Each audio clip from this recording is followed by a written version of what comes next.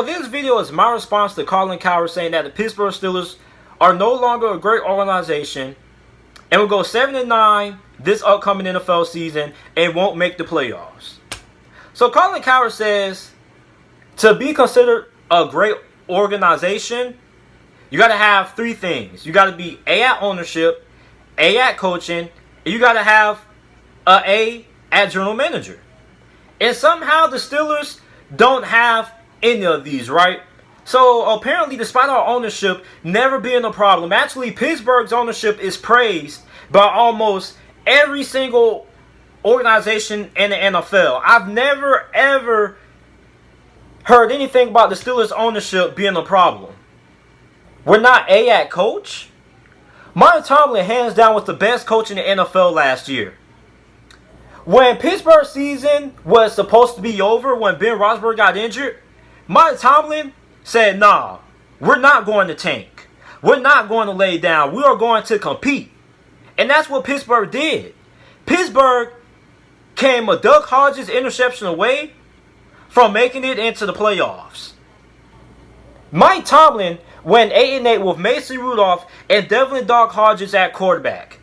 Do you know Duck Hodges wasn't even on the Pittsburgh Steelers' initial 53-man roster at the start of the season last year? He was on the practice squad. He was an undrafted free agent last season. And Mike Tomlin took him and was able to win some games with him.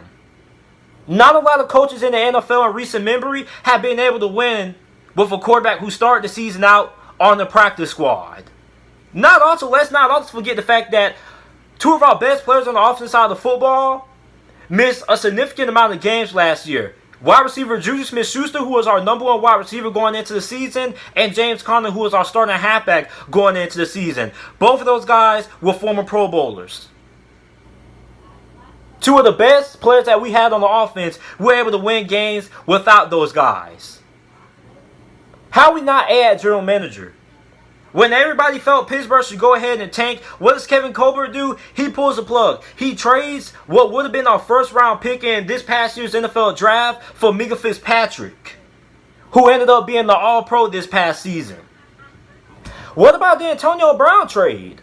Everybody felt that Pittsburgh got robbed when they traded away Antonio Brown and basically got mid-round selections for him and basically got robbed or got finessed. We turned those selections that at the time named Oakland Raiders gave Pittsburgh in compensation for Antonio Brown. They used those picks to trade up with the Denver Broncos and select the linebacker Devin Bush, who was one of the best rookies on the defense side of football last season.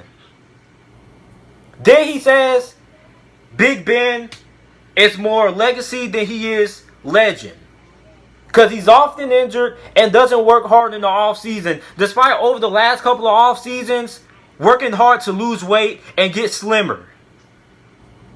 Injuries are unfortunate.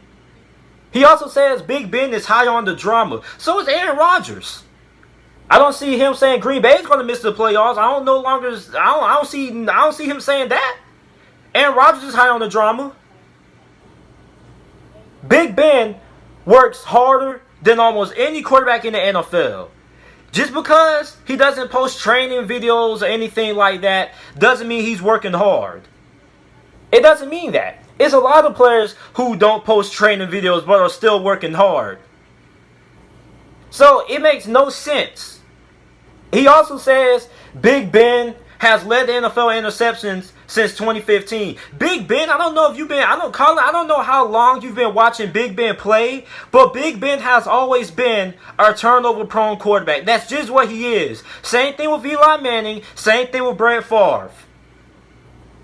That's just what Big Ben is. Big Ben is an aggressive quarterback and an aggressive scheme. Big Ben has been a Pittsburgh Steelers offense with Todd Haley the past couple of seasons that loves to throw the football deep. He loves to push the football vertically. It's just a scheme of Pittsburgh's offense. It's just what Big Ben is. He's a gunslinger. I don't see nothing wrong with having a gunslinger mentality when Pittsburgh has won championships with Big Ben's mentality, has made it to the playoffs with Big Ben's mentality. It makes no sense to me. That's just who he is. As long as he's winning games and making it to the playoffs, what does that matter? If Big Ben was healthy last year, Pittsburgh, without a doubt, 100% makes the playoffs. 8-8 with backups and a practice squad quarterback missing two of their best players on the offensive side of football.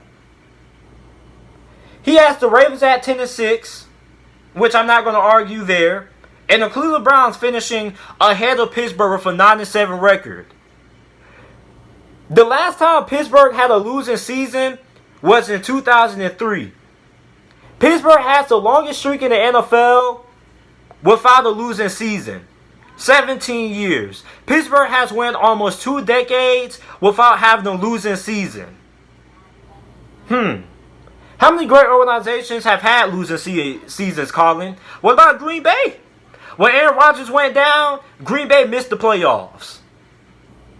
Big Ben goes down, and Pittsburgh is still competing for a playoff spot.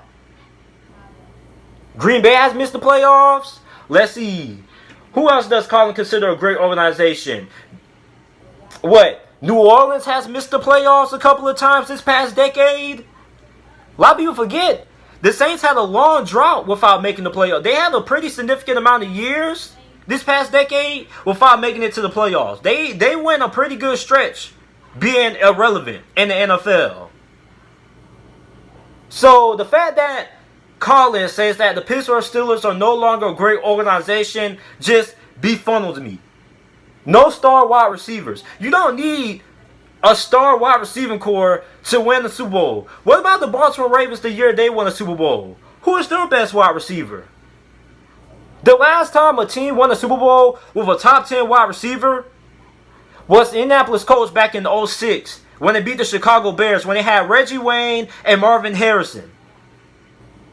Now, this past year, I don't know if you consider Tyreek Hill a top 10 wide receiver, but he is a good wide receiver. But you don't have to have an elite wide receiving core to win the Super Bowl. It's been proven in the past that you don't have to have great wide receivers or a great wide receiving core to win a Super Bowl. Plenty of teams have did it. Plenty of teams have done it. No star wide receivers the Pittsburgh Steelers don't have. Juju Smith-Schuster to me was a star. He just suffered through injuries. Juju Smith-Schuster, if he would have played the whole entire season, he would have had 1,000 receiving yards, and he most likely would have been a Pro Bowler. What about Deontay Johnson, who was one of the best rookie wide receivers last year? He was basically the offensive MVP of the Steelers offense. Maybe not even the MVP, probably the MVP of the Steelers team last season as a rookie. So, it's crazy how Pittsburgh, who hasn't had a losing season in 17 years, is going to come back with their franchise starting quarterback. And somehow, despite winning 8 games with a backup quarterback and a 4th-string practice squad quarterback, Mike Tomlin isn't a great coach. He isn't an A coach. And somehow Pittsburgh is going to win less games than they did last season, despite being fully healthy, with one of the best defenses in the NFL. We had 2 All-Pros on the defense. Steven Nelson was one of the most underrated cornerbacks in the NFL last year. Do you know how many touchdowns Steven Nelson only allowed last season? 1. Joe Hayden was a Pro Bowler last year. Minka Fitzpatrick, All-Pro. T.J. Watt, All-Pro. T.J. Watt was a snub for Defensive Player of the Year. He most definitely should have won it. There's no reason why Stephon Gilmore should have won Defensive Player of the Year over T.J. Watt. If Pittsburgh makes it to the playoffs, somehow, some way, Mike Tomlin would have won Coach of the Year. Not a lot of coaches can say that they were able to be competitive without their franchise quarterback, with a 4th-string practice squad quarterback. Not a lot of coaches can say that. Mike Tomlin is one of the best coaches in the NFL. He's a future Hall of Famer. The Steelers, if they're fully healthy, make it to the playoffs.